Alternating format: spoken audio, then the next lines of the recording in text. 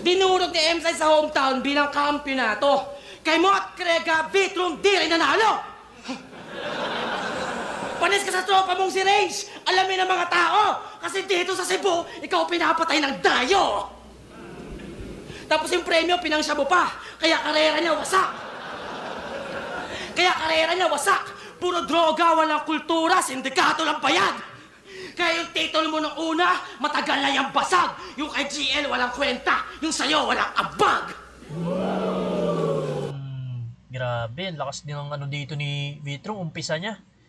Ang maganda kay Vitrum, hindi siya masyadong matagal mag-setup, no? Sapak agad.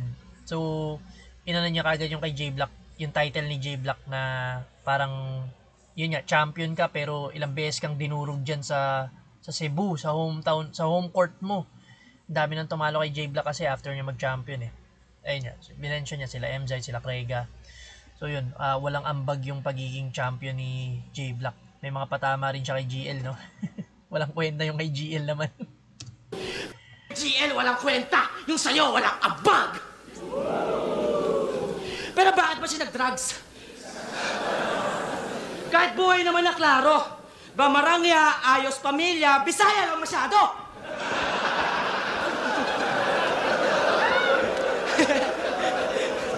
Walang udyok ng tropa para magdroga para lang imahe na gago. Samantalang kami sa Cavite, gusto na namin magbago.